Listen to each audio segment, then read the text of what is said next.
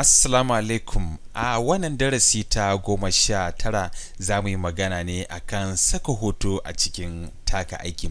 Kasan aka ce hoto na kan iya bayyana abu dubu a lokaci guda. To, wannan maganan bature ne ya faɗa kuma kusan hakan yana da gaskiya a wannan ɓangaren. To, idan ka tsara wato document ɗinka ko kuma in ce rubuce-rubucenka, to hoto yana iya ƙawata abun kuma yana iya ba mutane fahimta akan wannan abin da nake karantawa fa ga abin da ke goyon bayanta. Saboda haka yau zan nuna maka a yadda za ka sa hoto a cikin ita aikin taka. Kamar da muke iya gani dai kada mu damu a wannan labarin da ke cikin wannan littafin ne ta bangon duniya, amma dai na sa kan magana abinci masu gina jikin ɗan adam a yau. To saboda haka shafi na ɗaya bari mu ɗauko hoton da za mu saka. Idan ka zo ka danna inda kake so hoton ta fara zama. Idan misali na ce gashi a nan nake so na saka, na iya zuwa nan na ce insert. Idan na ce insert sai in zo ƙarƙashin picture. Idan na danna picture to zai kai ne a shin a ina na ajiye picture ɗin. To misali sai in ce to ga kwai a nan, sai in zaɓa sai in kawo ta cikin aikin tamu. To kaga ga yanda zai kasance, sai dai ya takuru a nan. Idan kana so ka ƙara girman hoto ko ka rage girman hoto, za ka iya zuwa nan dungu-dungu sai ka rage ka ja. Da zaran ka sake za ka ga hakan ya faru. Daɗin abun shine akwai abin da muke kiranta word wrap. Wato word wrap zai barka ka tsoma ita hoton a tsakanin su a rubuce-rubucen naka don ya bada tsari mai kyau. Yanda hoton nan take nan a zaɓe, za mu iya zuwa inda aka ce text word wrapping. Idan kai haka sai ka zaɓi ta yaya kake so ka saka shi, don muna da hanyoyi kala-kala. To misali idan na ce suru, wato a ciki kenan, da zaran ina ɗaukan hoton su rubutun za su na ba hoton hanya domin ya yawo a ciki. To ni ne zan iya duban to ta wani ɓangare shin nake son hakan ya kasance. To idan na zaɓi suru kenan, abin da zai faru kenan.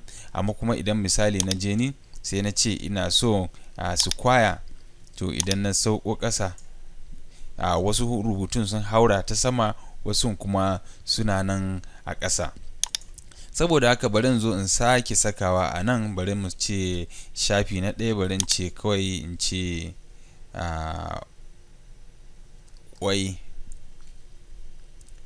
To nan wajen sai shi ma haka sai in ce to bari in ɗauko daga nan. Amma za ka iya sa ko a ƙasa ma, duk ya danganci yadda kake so. Idan kana so a ƙasa to sai ka ce insert, sai ka ce picture, sai ka ce to ga wannan apple kenan, to sai ka saka shi a nan. To wani sa'in ba wai lallai ba ne sai ka saka ta a word wrap, amma wata ran dai yana ƙawata aikin shi yasa. To bari mu sake nanata. Idan ka zaɓi ita hoton sai ka ce word wrap, sai ka ce to yanzu bari mu zo mu ce behind.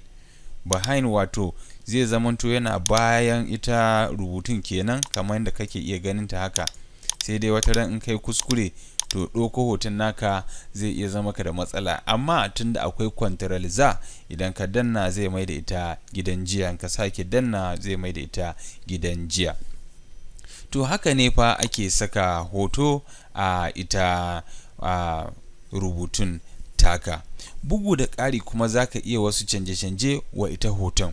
Za ka iya sa wa'yansu siddabaru na hotuna da ake sakawa. Misali idan na ɗauki wannan hoton na zaɓe ta, na iya zuwa nan inda aka ce insert ɗin nan, inda aka ce picture. To bari in ɗauko wani hoto sai in saka domin mu gane abin da nake nufi. Wato na canza wancan kenan don ba a iya ganin na da. To a nan za ka iya rage girman hoto idan ba ka so, wato ka cinye ko in ce ka fafe wasu ɓangaren hoton. Idan ka zo ka nan inda aka ce crop, to idan na ɗauko wannan na ja ta zuwa nan, na ɗauko nan, to na bar kawai inda bogan nan kawai take kenan. To idan na danna na fita daga sashin wannan cropping ɗin kenan. Sannan na biye kuma na iya ƙara hasken hoto misali yanzu in na zo nan kaga yayi haske, idan na zo nan na sa yayi duhu, duk wannan zaɓi ya rage tawa. Zan iya zuwa contrast wato rage hazo da ƙara hazo. Misali in na zo nan za ka ga ya yi hazo da yawa, nan kuma ya daɗa fita da kyau. To sannan kuma akwai a kala da ake kira, akwai wani shafi da ake kira safiya, kamar yadda kuke iya gani da baki da fari da dai sauransu dai, duk wanda kamar dai sun sa galasan ido.